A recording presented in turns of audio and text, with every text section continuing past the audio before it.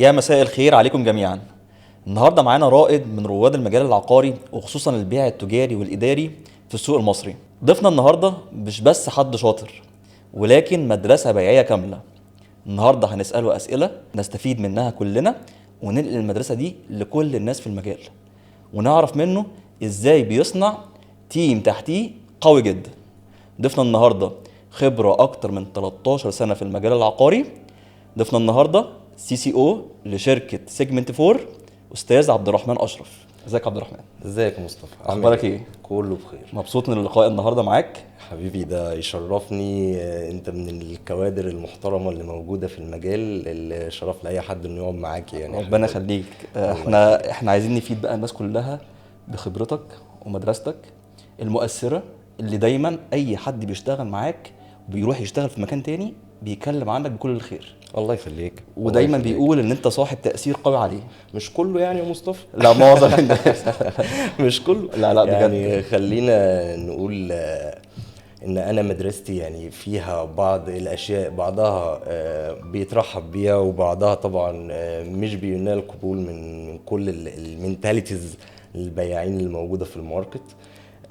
لان انا شوية مدرستي اجريسيف، بس اللي بيكمل معايا وبيقدر يتخطى جزئية ان احنا خلاص اون تراك، هو بيشوف عبد الرحمن الجميل اللي في ظهره، اللي دايما سبورتد ليه. لان انا دايما بشوف احنا في بيزنس. انت حد متواضع يا حبيبي اطلاق. انت راجل مؤثر جدا. سيرتك سبقاك. المجال العقاري بيتكلم عنك بشكل قوي جدا، خصوصا منطقة غرب القاهرة. الشغل التجاري والإداري والجزئية بتاعت التجاري والإداري بشكل خاص. يعني انت ما شاء الله من الناس المؤثرة جدا، واحنا بنتكلم في ظهرك في الموضوع ده. انت بقى هتقول حاجة تانية، دي حاجة تانية. يعني لا، انا كان ليا يعني الحمد لله كان ربنا اتاح لي الفرصة ان اكون من اوائل الناس اللي قدرت تشتغل تجاري واداري في سوق اكتوبر في البدايات، قبل صح. طبعا الزحمة الكبيرة اللي موجودة حاليا، ربنا يوفق الجميع صح. دايما. ولكن كان في بداية 22 كنا نقدر نعد المولات التجارية المعروضة في سوق اكتوبر وزايد على ايدين الكفين يعني. دي حقيقة. تمام. دي على صوابع الكفين زي ما بيقولوا. دي حقيقة. ولكن حاليا احنا لو قعدت انا وانت نص ساعة هنقعد نتكلم صح. في 40 اسم النهاردة، 30 اسم النهاردة بيبيعوا تجاري في اكتوبر، منهم اللي مسمع ومنهم اللي معروف ومنهم اللي الماركت سامع عنه، ومنهم مشاريع كتير قوي يا مصطفى. انا ببقى قاعد بسمع اسامي بتفاجئ يعني. سمعت عن مشروع اكس. ايه يا جماعه مشروع ده بقاله 6 شهور طارح ومحقق ودنيته؟ انا ما سمعتش. دي حقيقة. سمعت عن واي فانا ما سمعتش. فهي الفكره هنا صح. ان عدد المشاريع بقى زياده حاليا، فالمنافسه بقت اشرس، فمتطلبات السوق بقت متغيرة بشكل سريع قوي. والنهاردة لو انت ما واكبتش التطورات السريعة دي مش هتعرف تطلع بالنتيجة المطلوبة صح. لان النهاردة بنتكلم انا بشوفها زي تورته. تمام. النهارده لو ما كان في 5 مشاريع بس في اكتوبر، بلاش نقول زايد، في سوق اكتوبر 5 مشاريع بس اللي بيتباعوا، غير لما بيكون 30 مشروع. النهارده هم نفس ال1000 عميل اللي هيشتري، وليكن فور اكزامبل اي رقم، هم نفس ال1000 عميل اللي بيشتروا كل 3 شهور، تمام، كل 6 شهور، تمام، هم ولكن المطورين عددهم زاد، فبالتالي الشريحه اللي بقت تتوزع على كل مطور بقت اقل. الماركت شير فعلا تقسم على عدد اكبر بكتير من زمان، مع اختلاف بقى. يعني هي دي بقى النقطه اللي بيظهر فيها انت مواكب ولا لا صح. تلاقي شركه منوره مميز ولا لا، شركه منوره، شركه بتحقق ارقام، في ظل يقول لك ده كذاب، ده ما بيحققش الارقام اللي بيعلن عنها دي. لا، هو وارد يبقى بيحقق الارقام دي عشان هو ليه مدرسه مختلفه صح. ليه سياسه مختلفه، قادر يقرا الماركت صح، قادر يقدم برودكت مختلف بيلبي النيد كامله للعميل. ولو ما فهمتش ان نيد العميل دايما متغيره، انت كراجل بتحط استراتيجي لكيان، تمام، وواكبت تغيرات الماركت، لان النهارده في تضخم عالمي، النهارده في متغيرات عالميه بتاثر عليك وعليا وسريعه.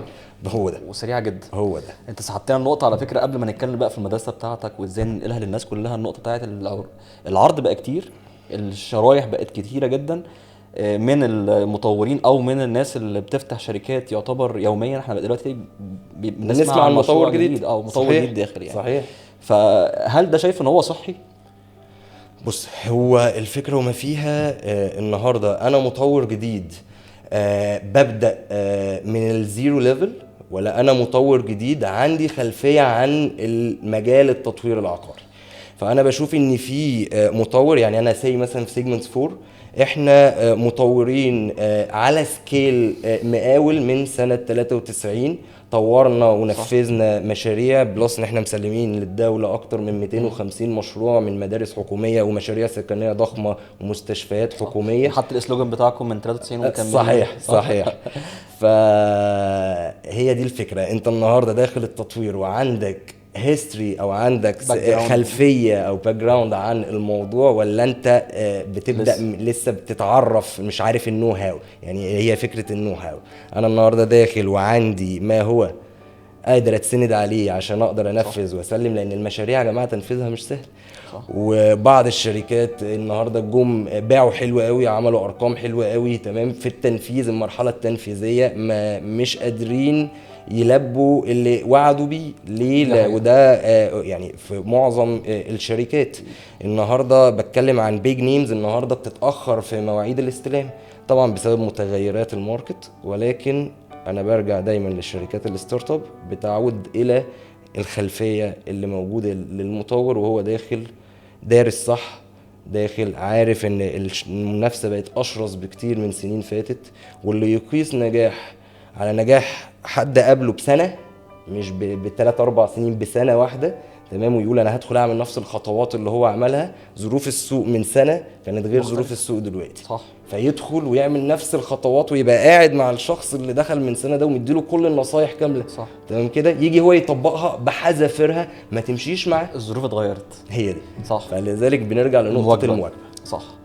طيب احنا بقى ننقل بقى للحاجه اللي عايزين ننقلها لكل الناس اللي معانا، سواء كانوا في المجال او حتى الكلاينتس اللي حتى بيتفرجوا علينا، بخصوص مدرستك، الاستراتيجيه بتاعتك في البيع وفي التسويق. دلوقتي ما شاء الله انت ماسك دلوقتي قطاع تجاري في الشركه، فانت ماسك اكتر من قطاع، بيع وتسويق اوبريشن، واكتر من قطاع جوه الشركه عندك.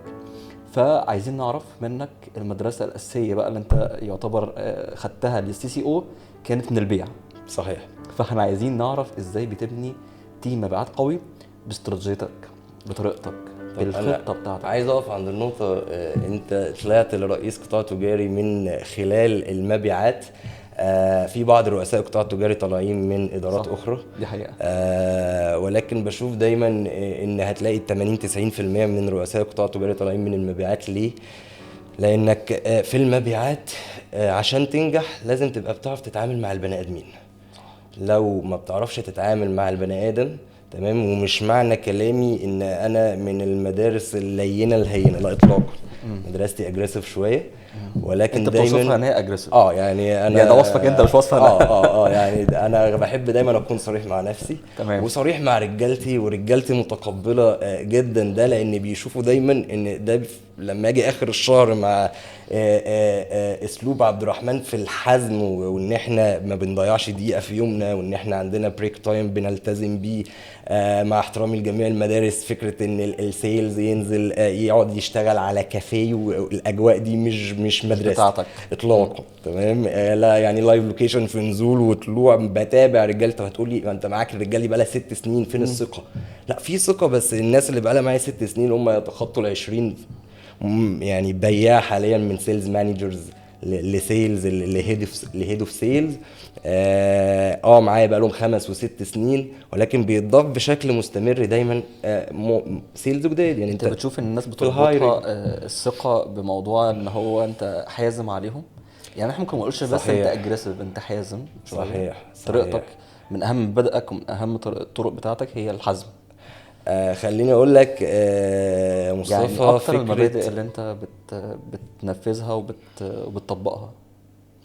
طيب خليني اقول لك، يعني بفضل الله انا حاليا في بوزيشن او في المانجمنت ليفل بنتكلم في 8 سنين. 8 سنين دول بفضل الله يعني، وانا راجل سيلز مانجر. تمام. انا بادئ من سيلز في 2013. تمام. لما قدرت اوصل ان انا ابقى راجل سيلز مانجر في شركات تطوير عقاري،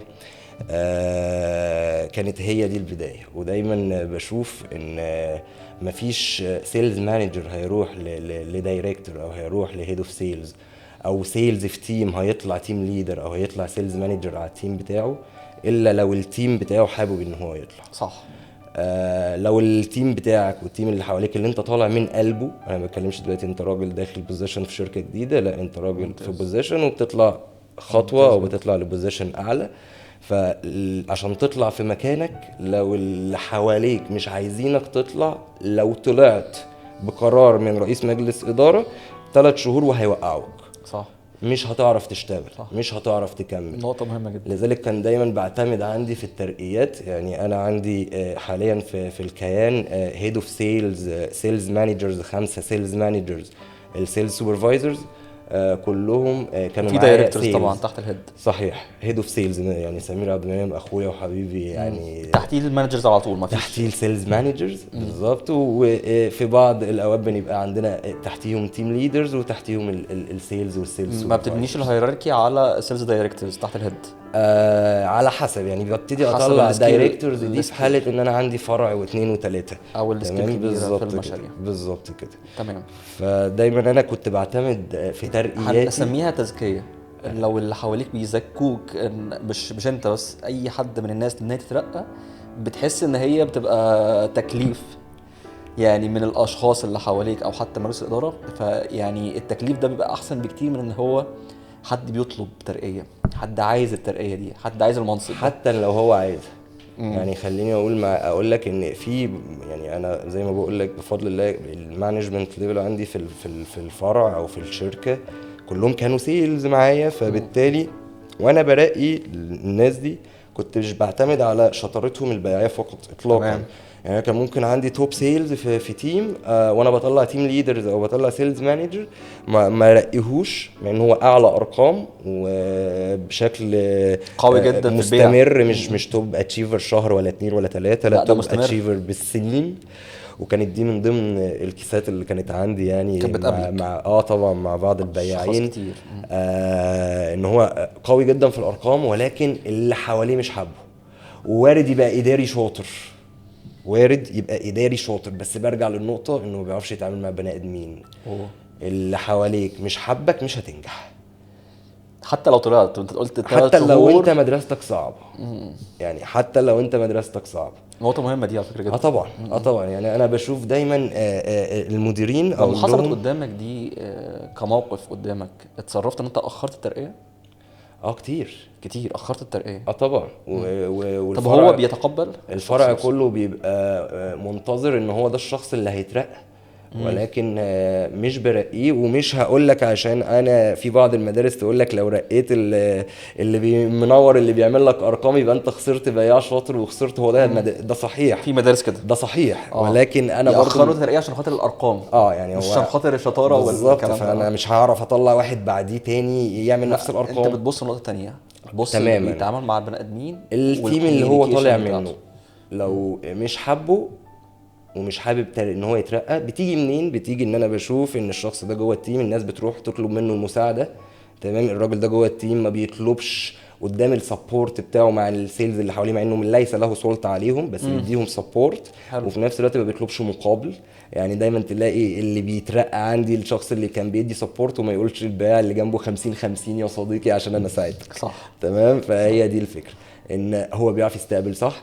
الناس بتجري عليه. فطالما وصل لحته ان الناس بتجري عليه، فلما هيترقى هم هيبقوا حابين ان هو يطلع، فبالتالي هيجروا في ظهره اكتر، فبالتالي يعرف يوصل لنجاح. ممتاز جدا. ساعدتني نقطة مهمة جدا في الحتة دي، الحتة اللي هو بيقدم المساعدة وبيقدم الخدمة اللي حواليه من غير مقابل. الحتة دي مهمة جدا ومحدش بياخد باله منها. دايما زي ما انت بتقول كده في تحت الترابيزة ضمن الاسباب بفضل الله اللي وصلتني للبوزيشن ده في الوقت ده بفضل الله، هي كانت من اهم النقاط اللي فيها مساعدة الغير، انك تساعد وما تستناش مقابل بتاعك عند ربنا. انا مش هقول كلام في الدين قوي، ولكن بحب دايما في كل التعاملات تبقى بتتعامل مع ربنا. يعني انا بيجي لي بياعين هو شاطر جدا الارقام بتاعته ككي بي ايز محترمه قوي قوي، بيعمل كل حاجه مظبوط، منطلق جامد. لو كان سيلز ايجنت اندايركت فهو عدد اورينتيشنز محترم، وورك شوب محترم. زيارات موجود، زيارات، حجوزات موجود. حجوزات. طب فين عقودك، فين ارقامك؟ تلاقيه زيرو. عندي كيس حديثة يعني، هي لو سمعت ده هتعرف هي مين. من الاشخاص اللي كنت بشوف ان هي اقوى برزنتيشن عندي في الشركة، ممتاز. ومن اقوى الناس اللي بتعرف تشرح المشروع. بنت. يعني جت قالت لي انا مش عارفه، بقالي 4-5 شهور الدنيا واقفه، وانا شايفها شاطره جدا، شايفها بتعمل اللي عليها قوي. يعني انا برضه قبل ما اطلع من الموضوع، ممكن سيلز يقعد معايا 2-3 بيعمل ارقام بس مش قد كده، بيجيله باي لاك وهو قاعد بدون تحركات، اورينتيشن وخلافه وخلافه وخلافه، وامشيه. ولو حد قاعد بقى له 4-5 شهور بيحاول ومصفر، افضل في ظهره لحد ما النتيجه تيجي، لان انا ببقى واثق ان مقابل المجهود ده اكيد الرزق جاي، بس في مشكله انا بدور عليها. ممتاز جدا.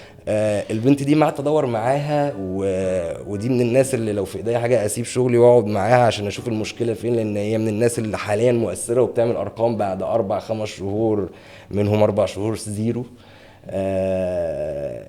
قلت لها تعالي احكي لي كده انا خلاص شغل، انا واثق من شغلك، واثق انك بتعملي اللي عليكي، واثق ان انت النتيجه جايه وهتيجي على بعضها، لان هي في تحرك وفي اجتهاد، فده كده كده نتيجته ما بتروحش. ممتاز.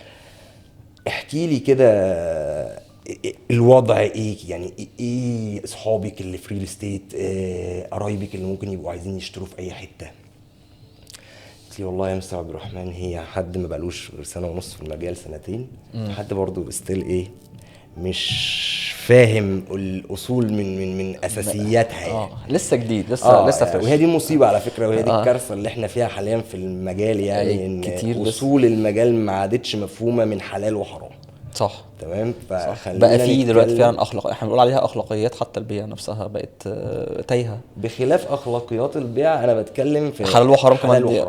انت واضح جدا في الكلام يعني انا بسحبك من الاخلاقيات اللي بتقول حلال وحرام. في حاجات انت يعني بشوف بدون يعني حرمانيه. يعني بشوف ان الجنيه اهو، وانت صاحب العمل، لو الجنيه ده انا باخده من وراك كده تمام يبقى هو حرام. يعني النهارده يجي رؤساء القطاعات التجاريه، والله ما بتكلم في اي حاجه خالص، بس يعمل ونقعد ونقنع بعض بيها، يا باشا اعمل بطاقه وسجل وشغل البطاقه اكنه شركه بروكر، ما فيهاش حرمانيه، ما شركه بروكر زيها زي اي شركه بروكر شغاله على الشركه. تمام. وبيعمل تسهيلات للحاجات دي بفضل الله. 14 سنه ما فيش بطاقه وسجل باسمي. تمام. انا بتكلم في حته ايه، هل صاحب الشركه عارف ان انت في بطاقه وسجل بيدخل عليهم يا باشا ما انا بعمل لها كامبين من جيبي. طب لا، هي مش فكره كامبين من جيبك، هل صاحب الشركه بيدي لنفسه مبرر؟ هي دي ودي كارثه. يعني انا النهارده الجنيه اهو، انا فيك ما كناش خلقنا شريحه بيرسونال ودايركت في الشركه. صح. يعني لو انت يلا اطلع اشتغل بقى من بره بروكر. صح. تمام. ده انا رساله بوجهها مش لرؤساء القطاع التجاري بس، لا ده في سيلز النهارده في شركات بعلم مديرينهم، تمام، وبعلم رؤساء القطاع التجاري عندهم بطاقه وسجل وبيدخلوا عليها شغل. صح. وهو شغال في شركه تطوير. طب وتسير حاجه اطلع بره قويه جدا، اشتغل بروكر، رزقك جاي هنا، اطلع اشتغل هنا. صح. عشان ما اطلعش برضو من الستوري اللي اتكلمنا فيها. البنت اللي معاك اللي هي بتكلمني بمنتهى الهدوء اللي في الدنيا، وهي مش شايفه خالص ان في اي مشكله، وبتحكي لي ده اكتر حاجه اثبتت لي ان هي قلبها ابيض يعني. ده ابن صاحب والد واحده صاحبتي عايز في شركه اكس، في مشروع اكس، فانا وديته الاكس الفلاني جوه الشركه وخلص الديل وضحك عليا في العموله. قلت لها طيب شغاله معاك؟ انت بتسالي. قالت لي انا ما رحتش ولا جيت، انا وصلت. تمام. قلت لها طيب انت بتسالي رزقك مش جاي لي. قلت لها طيب انت مره الموضوع ده مره ولا حصل قبل كده خلال 5 شهور اللي فاتوا؟ قالت لي لا دي تاني مره يا مستر عبد الرحمن. قلت لها طيب جميل. انت النهارده بتسالي رزقك واقف ليه؟ اقول لك ليه. لان احنا من قبل ما نتولد تمام معروف ان انا في شهر 11 2025 جاي لي 10 جنيه. صح. فال10 جنيه دي يا الا هاخدها بشطاره، يا الا هتسرع واخدها وابقى فاشل في شغلي. يعني انا كعبد الرحمن يا استاذه ممكن اتسرع وادخل لي بيعتين 3 على اي بطاقه وسجل في اول الشهر، تمام، واخد الرقم ال10 جنيه اللي مكتوب لي كرزق من بيعتين 3. تفسيرك حلو. مش الفرع كله مش هيبيع، هنقعد طول الشهر الفرع كله ما بيبيعش. ليه؟ لان انا رزقي خدته خلاص. تفسيرك قوي تمام. جدا. فحضرتك النهارده لما اخد ال10 جنيه دي من 100 كيسه، فابقى شاطر في شغلي، ابقى ناجح في شغلي، ابقى صاحب العمل عندي او صاحب الشركه عندي راضي بالايفورت والمجهود اللي بيتعمل من عدد ترانزاكشنز. ولا هاخدها بطريقه تانية؟ يا اللي هاخدها من تو واريح نفسي وما اعملش مجهود، بس هبقى فين في مجالي؟ ورزقك هو مكتوب.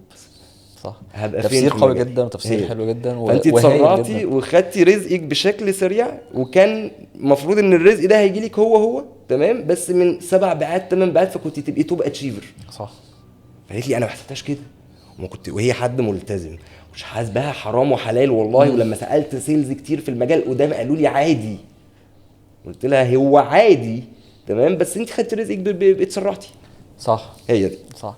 طيب عايزين نتكلم عن المهارات اللي انت بتشوفها في اي حد بيعمل معاك انترفيو، تمام، بتحس فعلا ان هو بياع من طراز مختلف، وهل فعلا بتكتشفه من اول المقابله ولا في ناس بيرفكت في الانترفيو نزلوا ارض واقع ما تلاقيش خالص.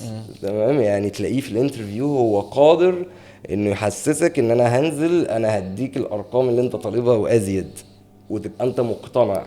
فلذلك برجع لحيلة كده في الانترفيوهات، ممتاز؟ ان انا بتعامل اديني برزنتيشن. انا دلوقتي كلاينت في اي انترفيو بياع بقعد فيه، يعني انا كلاينت، ايه اكتر مشروع انت حافظه؟ مشروع اكس. ممتاز. وما بيفرقش معايا الديتيلز تفاصيل المشروع بس هي صح كلم- ولا غلط، يعني المشروع 10 انت عايز تعرف قالوا منه- 12000 قالوا 15000 مش فارق لي. عايز تعرف منه مهاراته البيعيه. هي دي. حلو تمام. جدا. عايز اشوف هو بيبريزنت، لان انا النهارده جايب بياع ليه؟ عشان يبريزنت البروكر في اورينتيشن ويبريزنت العميل على تيبل. صح. وهو تمام الفيرست كده؟ رو بتاعك، هو الصف الاولاني، الواجهه بتاعتك. هو صح. فالنهارده اديني برزنتيشن عن حلو ده. المشروع، اعتبرني عميل مره، واعتبرني مره تانية ان انت في اورينتيشن في شركه بروكر. تمام. وابتدي اسمع منه وابتدي اغلس عليه في الاسئله. يرجع يجي يكلمني كعبد الرحمن، اقول له لا انا عميل حاليا، رد عليا كعميل. في مقابلات خطفتك من اول المقابله حسيت فعلا ان ده حد يعني طراز مختلف تماما؟ اكيد. المجال فيه ناس كتير ما شاء الله يعني مختلفه ومميزه. واشتغل معاك؟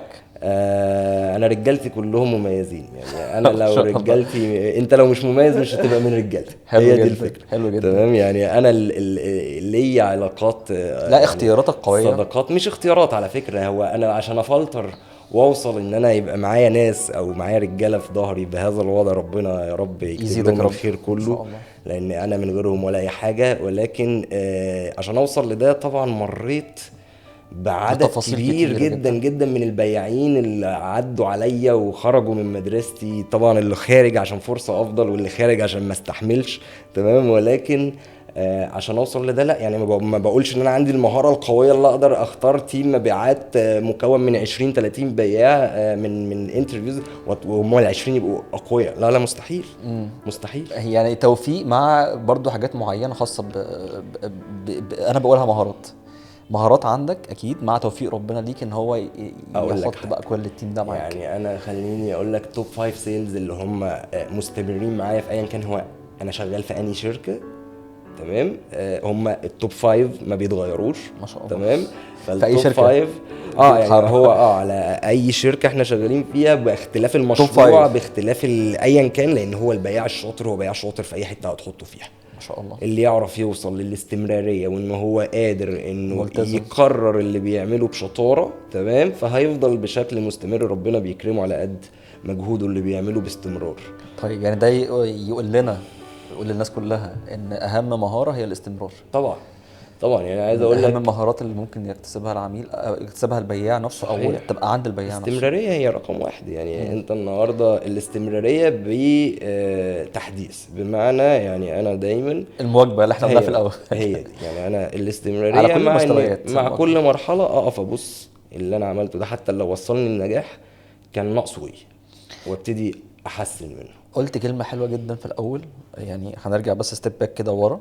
لان انا برضو ايه حطيتها كده ايه وانت بتتكلم. ما شاء الله دلوقتي انت رئيس قطاع تجاري، تمام، تحتيك كذا اداره، بس في كلامك دايما انت مقرب للناس. فهل من ضمن استراتيجيه شغلك وخطتك في الشغل نفسها هي المايكرو مانجمنت مع الناس؟ بتنزل لهم، بص انا بنزل بتعرف طبعا. كل واحد طبعا بيعمل ايه؟ طبعا ده من الطرق انا بتاعتك. مكتبي دايما مفتوح للمميزين. مم. انت مش مميز، مش عامل اللي عليك، مقصر، انت هتخاف تخبط على مكتبي. هو نفسه انت هو يعني دايما بتفلترهم. البياعين عندي هم يعني عارفين الكلام ده كويس. اللي من بيجي يوم عليهم 15 او 20 مش عامل الرقم المطلوب منه، لو انا داخل من الكوريدور ده هو بيلف يجري من الكوريدور التاني يعني. حلو جدا. لان انا بشوف دايما ان احنا بياعين، لو ما بعتش فانا بالتالي ما بعملش شغلي. تمام، فانا بالنسبه لي بصبر ازاي بتوصل وبستنى. للمرحله دي؟ بصبر وبستنى طول ما هو بيعمل اللي عليه، وطول ما انا شايف ان النتيجه جايه تمام، لان ربنا زي ما قلنا مش هيضيع مجهوده. صح. ولكن في اللي قاعد نايم مستني رزقه يجيله، ومفكر ان الماركت زي زمان، ان انا كراجل سيلز ايجنت في ديفلوبر فانا بقى هقعد والبروكرز هم اللي هيكلموني وهقفل البيع وانا قاعد في مكاني. لا، ده كان لو موجود زمان، حاليا مش موجود. صح. مع حجم التطور، مع زيادة عدد شركات البروكر، تمام، مع زيادة المطورين، فبالتالي التورتاية اللي كانت بتتقسم على 1000 بياع بقت بتتقسم على 20,000 بياع. تمام، فحضرتك النهاردة انت بقدرتك وباستمراريتك وبقوتك قادر تاخد قد ايه في وسط ظل المنافسة الشرسة دي. ممتاز جدا. المايكرو مانجمنت برضه هرجع لها تاني. انت برضه بتشوف الناس بتشتغل ازاي، بتنزل تاني للبياع طبعا. لغايه المستوى بتاعه، تفهم هو شغله او متاخر ليه في البيع، او ليه في حاجات مثلا ممكن يكون مش مظبطها فتظبطها له. انا يوميا عندي 1 to 1 ميتينجز مع السيلز. مع السيلز. يوميا يعني، ومش يوميا بمواعيد ومرتب اطلاقا. انت معدي وشك مطفي هتيجي تقعد معايا. مع سيلز معدي. بتخلقها ازاي يا عبد الرحمن دي؟ بتخلقها ازاي مع الناس؟ وبتخلق ازاي ان انت بعد 20 يوم مثلا من الشهر حد يكون مصفر، ازاي ان هو يحاول يهرب منك؟ هل من ان انت دايما بتشجع ان هو الناس تشتغل، ولا هل عشان خاطر هو مقصر فبيخاف منك، ولا عشان مش خاطر انت؟ بيخاف على قد ما هو ما عندناش خوف يعني. هي الفكره وما فيها الخوف انا بتكلم خوف البيع يعني، خوف اه التارجت. هي دي، خوف هي من دي. التارجت يعني ما اللي هو تحققش. فاهم ان عبد الرحمن صعب ولا يستثنى احد. تمام، حتى لو شغال معاه بقاله زمن في المرقع. هنقولها بشكل يعني دايركت. هتتمرقع انت مش معايا، تمام، ممتاز. هتتدلع انت مش معايا، هعدي لك مره واتنين. عشان كده انت وصفت مدرستك بالاجريسيف، وانا صحيح. بقولها حزم يعني. صحيح، انت يعني حازم. انا بالنسبه لي الله يمسيه بالخير مستر حسام غريب علمنا احنا 8 ساعات يومك 7 ساعات شغل. 7 ساعات الا دقيقه انت راجل مقصر. يبقى انا لا استحق اقعد على الكرسي بتاعي. لو في حد في اي اداره ما بيشتغلش 7 ساعات. 7 ساعات دول بتوعي. حضرتك يعني بتاخد مرتب مقابل انك بتدي عدد ساعات شغل. تمام، العدد الساعات ده صح. بالذات عند البياعين يعني. قعدتك على الكافيه شويه تحت ده حرام. تمام، ان حضرتك تقول اروح انجز مشوار بعد الاورينتيشن ده حرام. تمام، يا الا ما كناش عملنا حاجه في سياسه العمل اسمها اكسكيوزز. صح. عندك اذونات شهريه، عندك صح. عدد ساعات، عندك حاجه تاخد لها اذن. ولكن هي ستاندردز انت هي حاططها مع الناس. انا بشتغل بالاصول ومن أول المجال القديمه ومن يعني. اول يوم انت بتبقى واضح مع الناس. هي دي انا الناس في عارفه system- عليها ايه وليها ايه. في سيستم بيتطبق الناس عارفاه، فبالتالي بنقدر نروح مع بعض ان انا مريحك وانت مريحني. صح. تمام، وكمان بياعين كتير قوي بيدخلوا في بداية الشغل معايا بيكونوا نافرين شوية من الاسلوب والطريقة، ولكن مجرد ما بيبتدي يلاقي ان اللي حواليه بفضل الله دايما بيتحركوا، ودايما ميتينجز، ودايما الفلور فيه حركة. تمام، فبالتالي بيفهم ان مقابل ده انا باجي اخر الشهر معايا رقم اقدر اغير بيه اللايف ستايل بتاعتي. ودي من النقاط المهمة قوي اللي دايما بلعب عليها مع اي بياع. تعالى انت احلامك ايه؟ عايز ايه؟ يعني انا لازم اعرف. حلو، ممتاز. كل بياع عندي مكتوب له عندي ورقه هو ايه الخطوه اللي بيجري عليها. الخطوه اللي بيجري عليها دي عايزه رقم قد ايه. عايز يجدد كده؟ عربيته بقى، عايز يجيب حاجه، عايز كله. يجيب عايز يشتري موبايل جديد، عايز يشتري شقه جديده، عايز ياخد حاجه في الساحل، عايز هكذا. لو ما عندكش هدف انت بتجري عليه، تمام، وما بحبش اللي هو انا هعمل اكس كرقم في الشهر الفلاني، لا لا لا، ما مش مدرستي يعني ممتاز جدا. خالص. انا احط اهدافي ولكن ما بتوقعش النتائج بتاعت ربنا. طيب هسألك سؤال، إدارة البيع شايف إن هي أهم إدارة في الشركات؟ اداره المبيعات دلوقتي أنت وصلت طبعاً. دلوقتي على فكرة، خد بالك أنت ماسك كذا إدارة صحيح. وأنت خارج من البيع، بس صحيح. أنا مش هقول لك إن أنت منتمي للبيع فهترد. مش انحيازيه. ايوه انتماء. عايزك تقولها بشكل بس- يعني دلوقتي في ناس على فكره من الادارات التانية اكيد بيتفرجوا عليك أكيد. وشايفينك يعني. أكيد. فانت انا بشوف دايما ان بدون، ودي من الحاجات اللي تخليني اسيب دراسة جدوى مشروع كبير هيفرق مع الشركة واركنه على جنب وانزل اجيب انترسبشن اراضيها على اوبريشن مانجر، تمام، او انزل اشوف اوفيس بوي متخانق مع محاسب، تمام. لان انا بالنسبة دي لي تفاصيل برضه.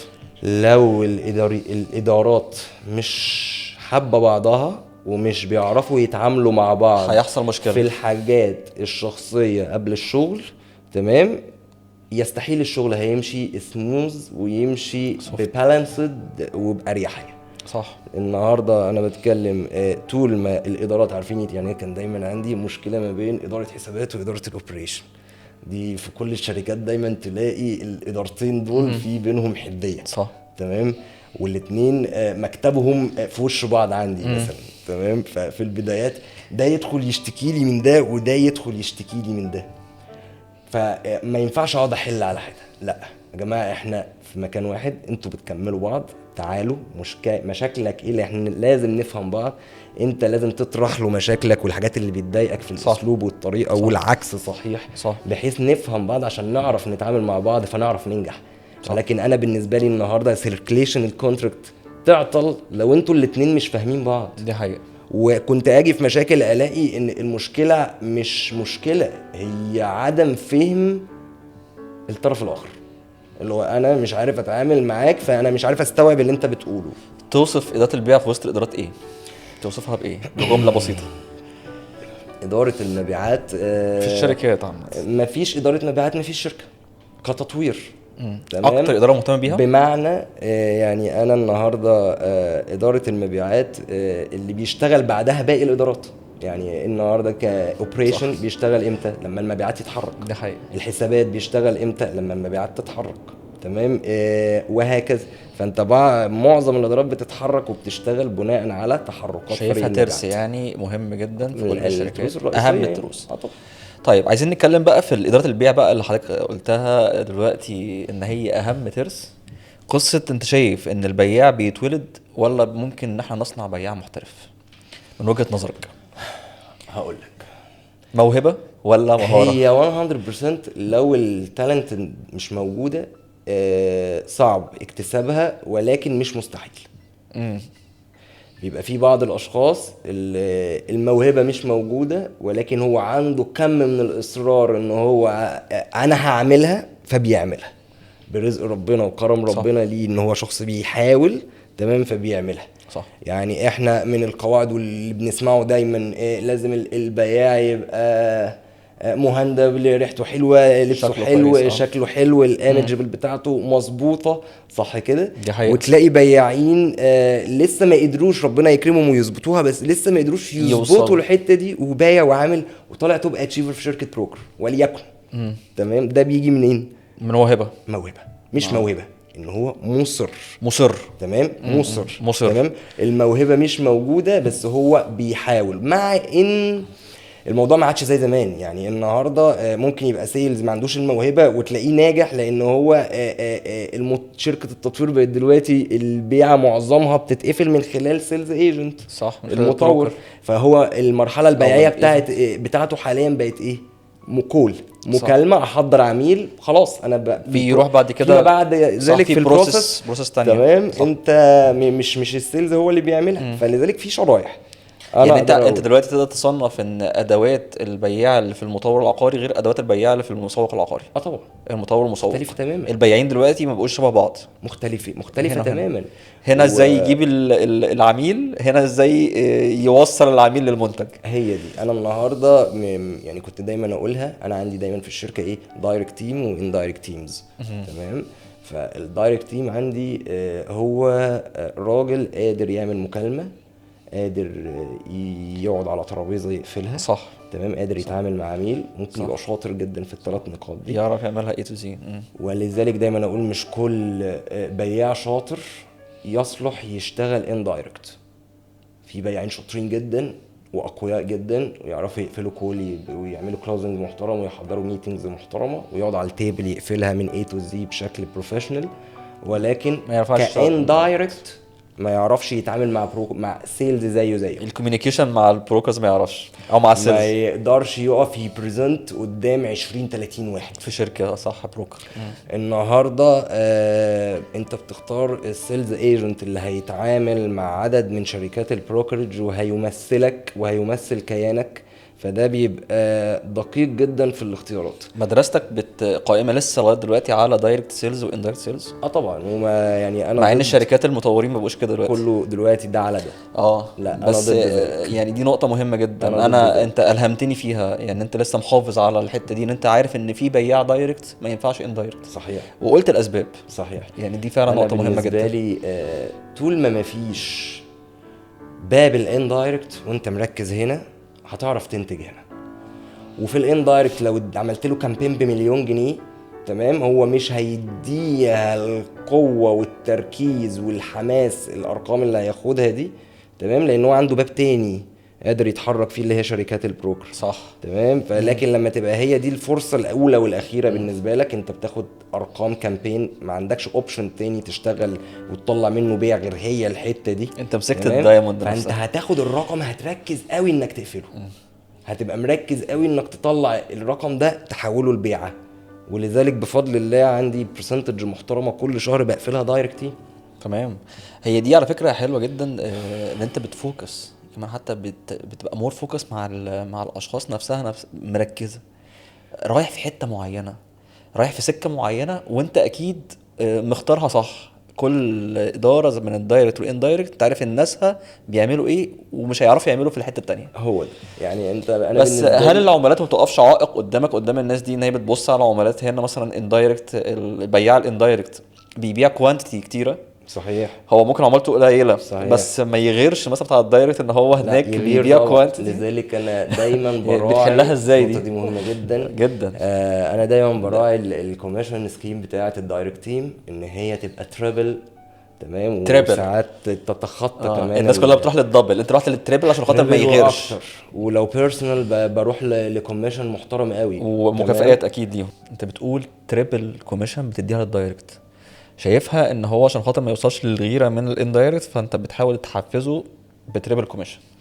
صحيح. يعني احنا لو هنتكلم ان فرصه البيعيه اعلى بالنسبه للاندايركت تيم، فهو النهارده عشان يعمل نفس الرقم كفلوس، تمام، يقدر يوصل له في الاندايركت من 35 مليون 40 مليون، هو نفس الرقم اللي هياخده كفلوس لو باع ب 10 مليون. وبتعرف تحافظ عليهم. طبعا. فالنهارده يعني لما ابيع بيعه اخد فيها نفس الرقم اللي انت اخدته في 5 بيعات، فانا بالنسبه لي هبقى ساتسفايد يعني. ممتاز جدا.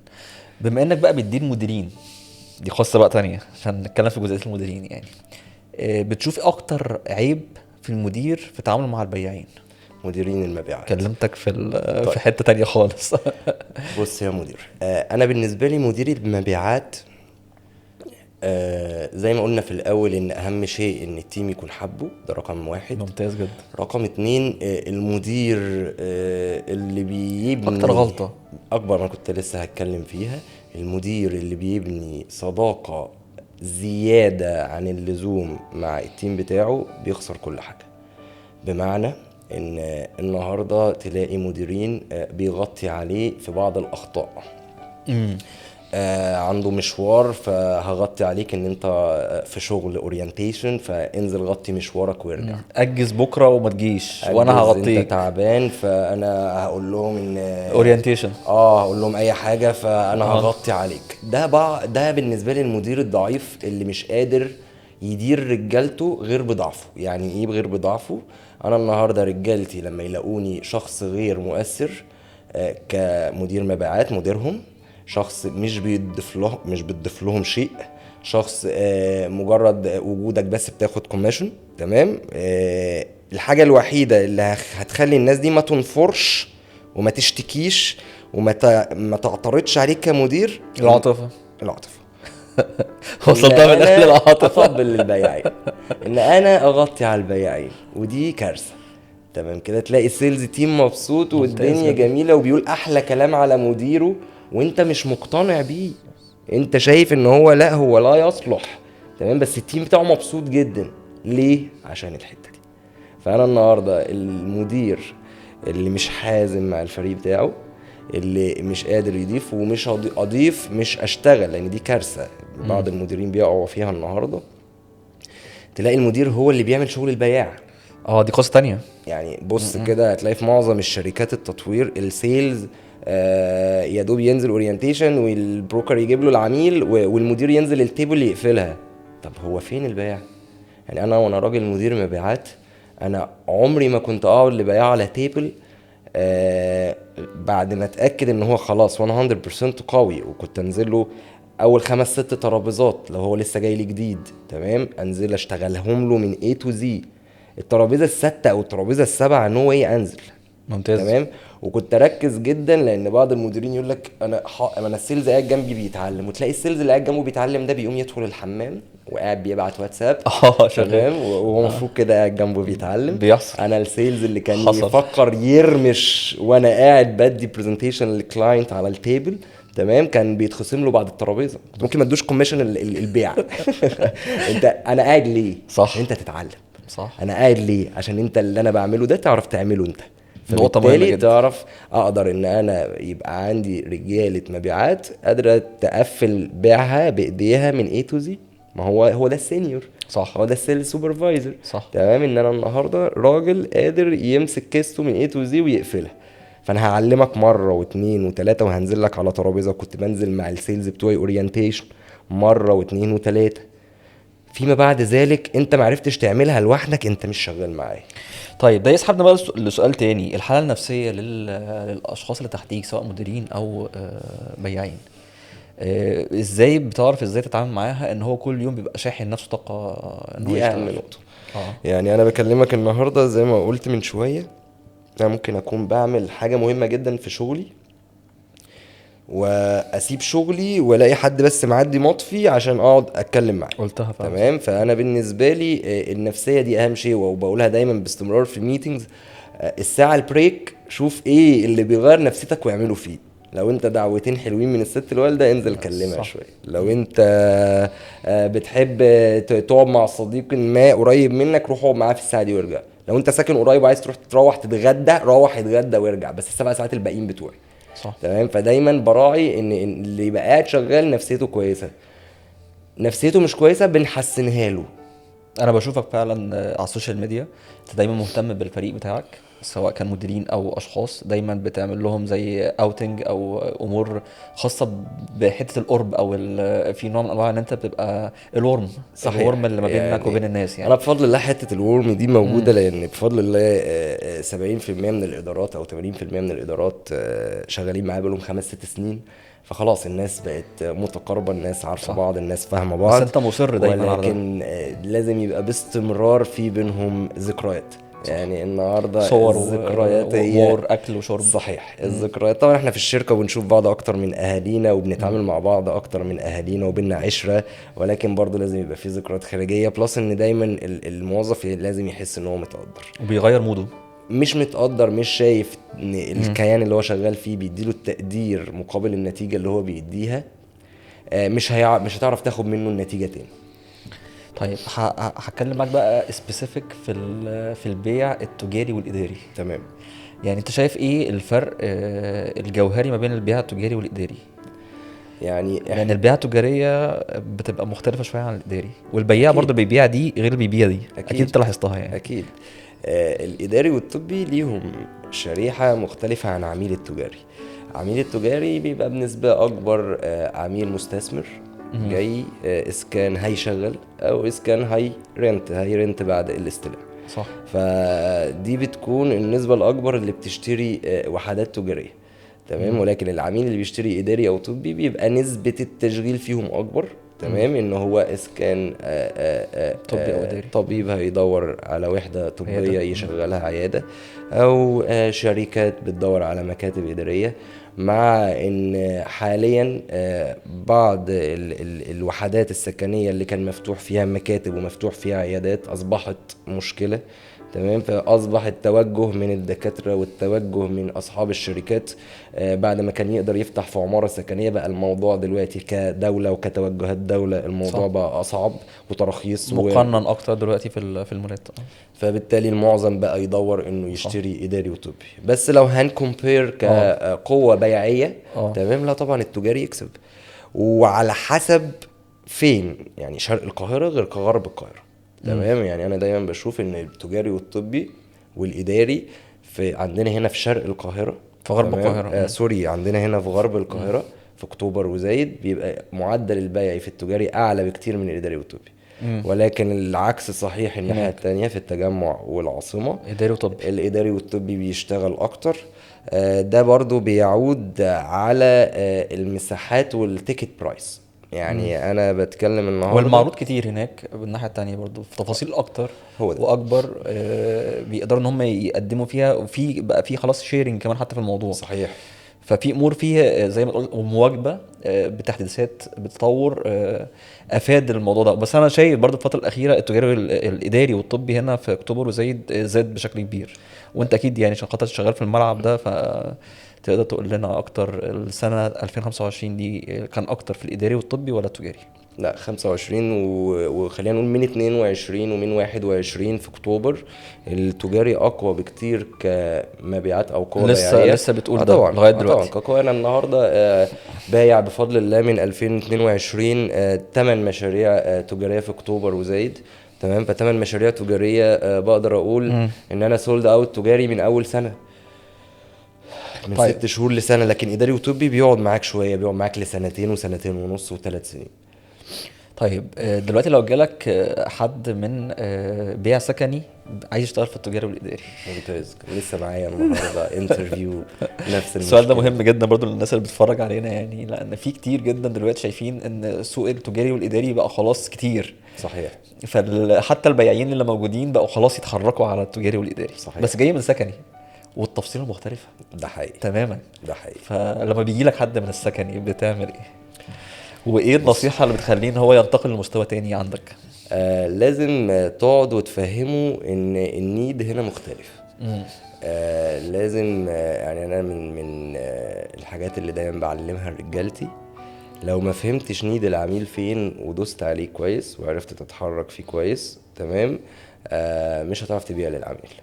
فالنهارده العميل اللي جاي يشتري تجاري غير السكني النهارده بيدور على ايه؟ بيدور على حسب برضه النيد بتاعته. يعني لو هو حد ساكن في منطقه شعبيه وكل يوم بيصحى على صوت ميكروفون يا طماطم ويا انابيب وما بيلاقيش ركنه، فاللي خلاه يفكر انه يشتري هي الحته دي. صح. فانا لو معرفتش اطلعها منه كبياع، هو المشكله الرئيسيه اللي خلته يتحرك ويركب عربيته ويجي يقعد معايا هي ايه؟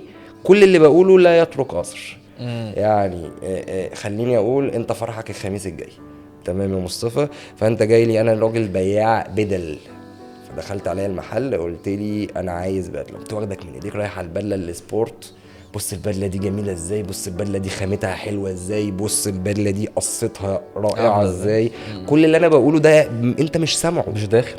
ليه؟ لان انت فرحك الخميس الجاي فانت عايز بدله كلاسيك. صح. فانا المفروض اعرف انت دوافعك جاي هنا تشتري ليه، تمام. فانت بدله هتقول لي فرحي الخميس الجاي، فابتدي اتجه بيك على البدل الكلاسيك. فساعتها كل حاجه هقولها كميزه في البدله انت هتبقى مستمع ليها ومستمع بتركيز.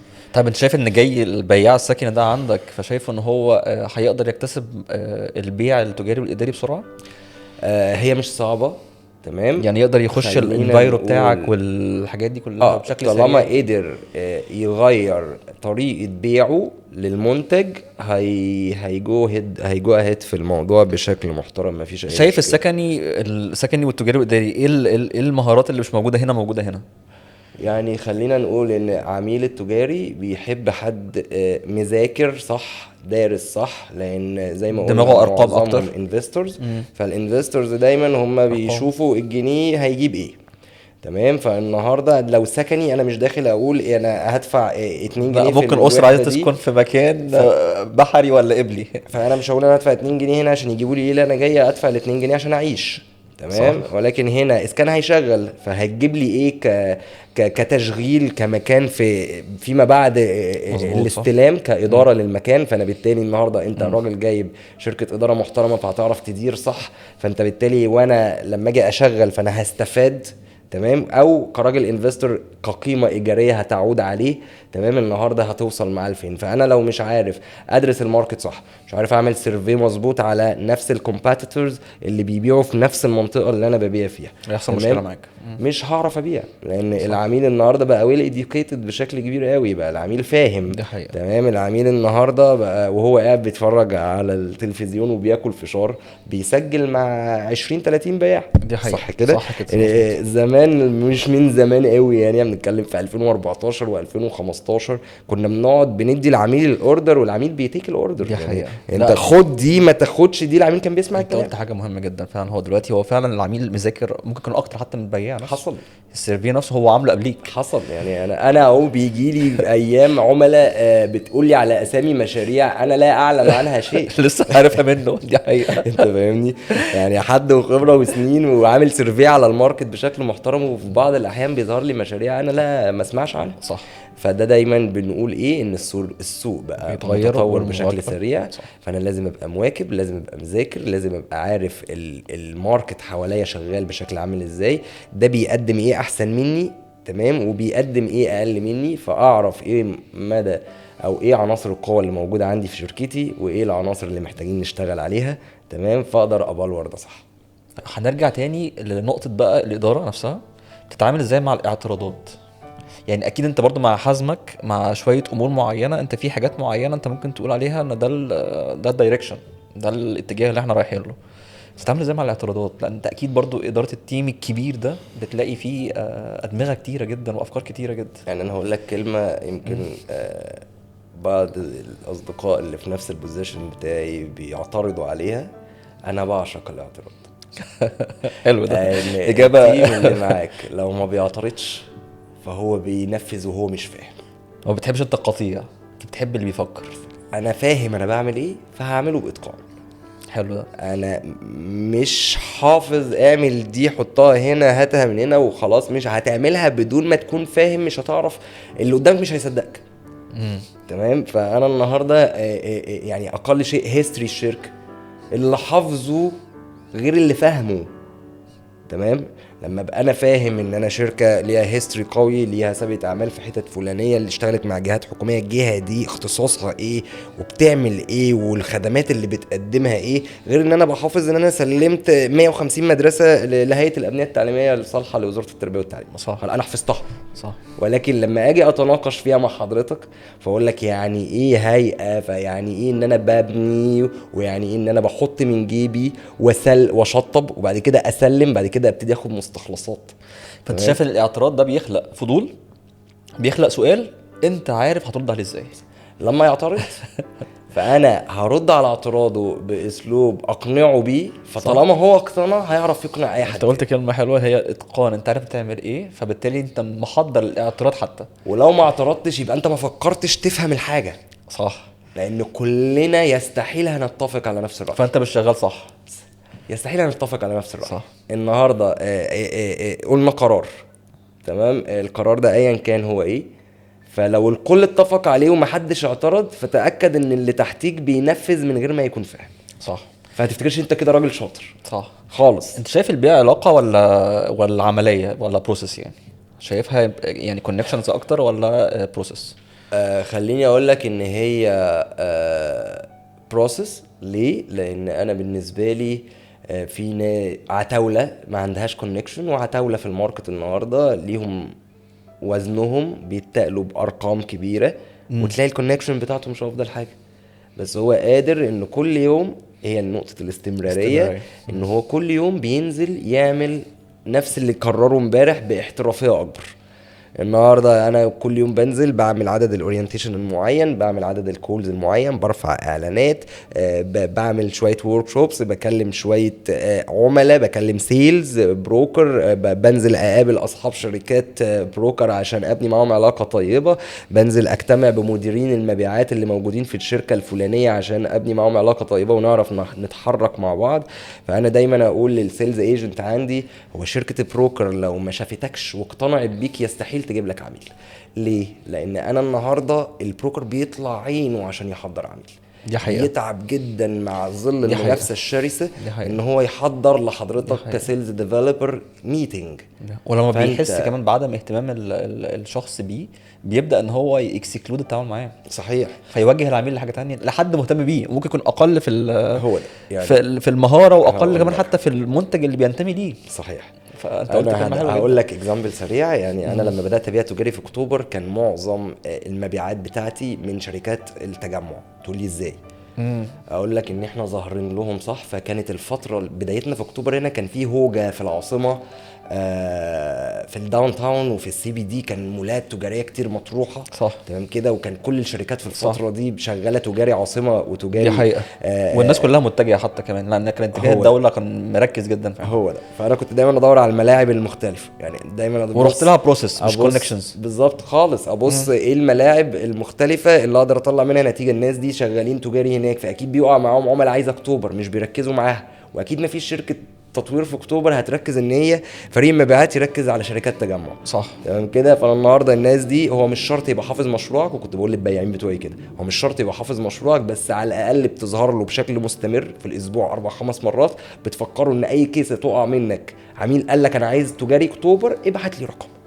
ممتاز جدا. تمام كده. فبالتالي قدرت ان انا، هو شغال ايه؟ تجاري عاصمه، تجاري عاصمه، تجاري عاصمه، قال لك تجاري اكتوبر. لو في اللحظه دي سيلز البروكر مش معلق في ذهنه محمد اللي من شركه اكس التطوير العقاري اللي في اكتوبر اللي بيبيع تجاري في اكتوبر، مش هيقفل يديك رقم، دي حقيقه. او مش هيقفل وياخد منك التفاصيل ويرجع يكلم العميل تاني يديله التفاصيل ويحضره لك ميتنج. صح.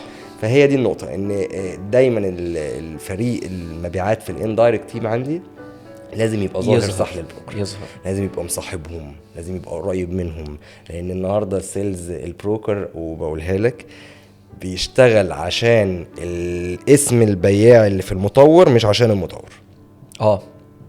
بيبصوا يعني فعلا. تلاقي سيلز ايجنت بيتحرك مثلا من شركه لشركه، مركز مع والبروكرز البياع اللي بس. معاه بعد ما كانوا بيحققوا ارقام في الشركه دي قويه جدا، بقى بقوا يحقق معاه في بيحققوا الناحية ارقام التانية. في الشركه دي قويه جدا، ولو مشي من هنا راح الشركه الثالثه هيحققوا معاه ارقام قويه جدا.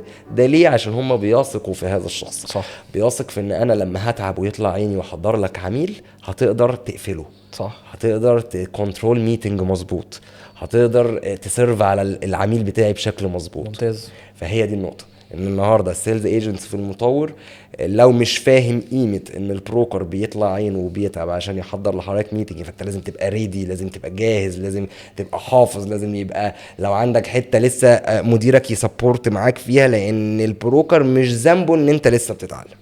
البروكر مش ذنبه هو إن- حضر لك العميل عايزك هو تقفله. ده. هو تعب عشان يقفل بيعه، بغض النظر وده العميل تحدي كواليفايد ام لا. للشخص اللي لسه داخل الشركات جديد كفريش طبعا مع البروكرز، طبعا ان هو يبني ثقه ان هو ما يبنيش ثقه دي دلوقتي بقى مع- تعود للمدير.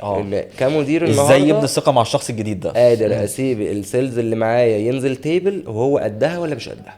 صح. صح كده. ده دور المدير. هي صح. دي. النهارده هو مش قدها لازم انزل وسبورت. طيب في وسط بقى الكولز الكتيره والاورينتيشنز الكتيره والواتساب الكتير والحاجات دي كلها، اكيد بتقابل من الناس اللي شغاله معاك حته اللي هو محدش مرتب اولوياته، بيجي الصبح مش عارف هو هيعمل ايه من كتر ما هو عنده شغل، مش ان هو مقصر.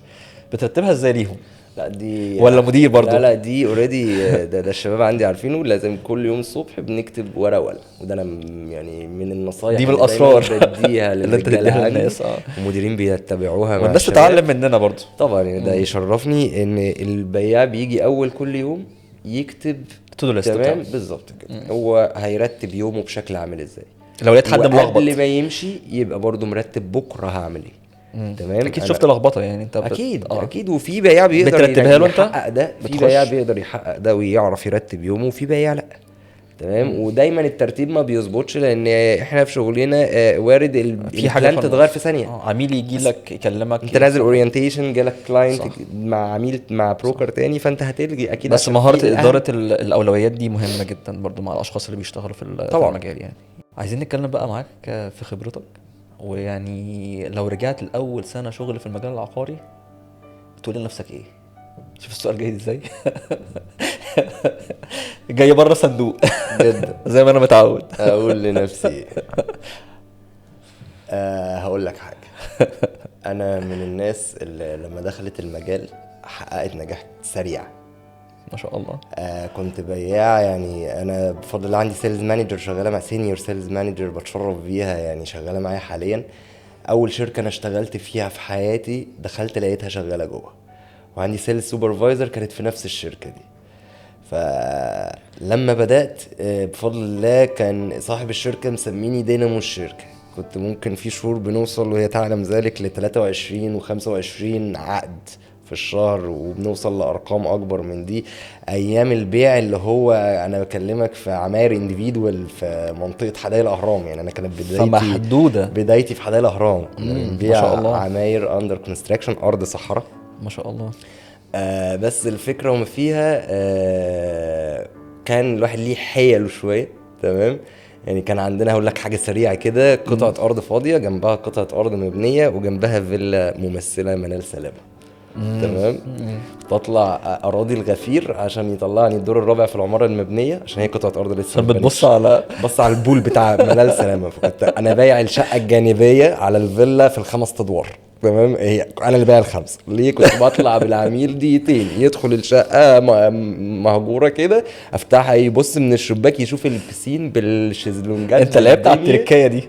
العميل يرجع وباعت. خلصت. فانت ما شاء الله خدت الجنب كله بتاعك. العميل يرجع يمضي. فهي الفكره وما فيها الحمد لله الواحد حقق نجاح سريع. تقول بس لنفسك ايه؟ ما قدرتش ان انا استوعب ده لان كان سني لسه صغير. بدات طبعا اروح في اتجاهات خاطئه. كانش عندي فكره ان انا اعمل لنفسي انت اخطأت. شايف انت اخطأت في طبعا اول في سنه؟ البدايه طبعا النجاح السريع بيوصلك لغرور. اتغيرت بسرعه. يعني النجاح السريع بيوصلك بس لغرور. لحقت نفسك عملت مش لحقت نفسك، كان ربنا ليه درس قوي على البني ادم. تمام. انه الدنيا وقفت معايا شويه حلوين بعد ما بفضل الله كنت اول 2-3 في المجال منطلق. وصلت ان انا صاحب شركه شاء الله. تسويق عقاري وكنت شريك فيها. بعد ما كنت سيلز فيها وصلت ان انا بقيت شريك ما شاء فيها. الله. تمام. وبدير 11 فرد في الشركه دي بعد 2.5 سنين شغل. تمام. بعد الفتره دي حصل شويه تضربات. الدنيا ما كانتش افضل احيانا حاجه. سبحان الله الدروس من عند ربنا هي دي. بتفوق. هي مش نقول لها بتضر الواحد، لا عايز بتفوق. اقول لك انا لو كنت استمريت في النجاح وما حصليش الدروب ده ما كنتش هوصل لاي حاجه من اللي انا وصلت لها. الدروب ده علمني كتير بقى. ما شاء الله. علمني ان الرزق مش بالشطاره. علمني انك لو ما بتتقيش ربنا وبتفرق ما بين حلال وحرام في الشغلانتنا دي بالذات.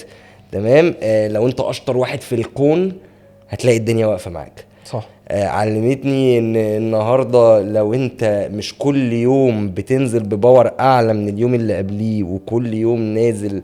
يعني انا كنت اقول للشباب عندي كده، اللي ينزل يجي الشغل وهو مش حاطط في اعتباره ان هو لو مش متجوز مثلا رايح يقابل واحده صاحبته فنازل لابس شيك وحاطط برفيوم ومظبط ونازل نفسه. رايق ومظبوط. في اللي جاي بعماصه انا اسف وجاي مش طايق الدنيا باللي فيها ده ما بيشتغلش معايا يعني. لا انت لو مش جاي كل يوم بروح جديد او باور جديد ولابس الحته كده اللي على الحبل ومظبط ومهندم دنيتك وداخل بروح ونفسيه تاكل الشغل ما تشتغلهاش. صح. فده اتعلمته طبعا. اتعلمت ان الظروف الصعبة هي اللي هتعرفك لما تنجح. تمام. تحافظ على النجاح وتراعي ان دي هبة او دي فضل من ربنا مش شطارة منك. فتبتدي دايما التركات اللي انت بتعملها عشان تراضي بيها ربنا تزودها. ممتاز جدا. هي دي. انا مبسوط جدا من اللقاء النهارده. ده يشرف بجد. يعني كلامك كله ملهم مدرستك مدرسة قوية جدا. الله يخليك. يا رب كل الناس كده استفادت، لان احنا قعدنا مع مدرسة ان شاء الله احنا ممكن يعني نقعد معاك حلقات وحلقات نستفيد منك. يا حبيب قلبي، ده يشرفني اتشرفت والله يا بيك. مصطفى، ومبسوط ان انا قعدت معاك قعده جميله زي دي. انا اتشرفت بيك. اتكلمنا في حاجات كتير اتشرفت مهمه بيك. ودايما برضو بحب اسمع لقاءاتك ولينا لقاءات تانية ان شاء الله. ومتابعك ودايما ان شاء الله في نجاح، ودايما واثق انك هتبقى من اقوى الناس في الجزئيه دي في سوق اكتوبر في الفتره اللي جايه، لان انت بتبتكر ودايما بتعمل افكار جديده. ربنا يخليك وتصبحوا على خير. السلام عليكم.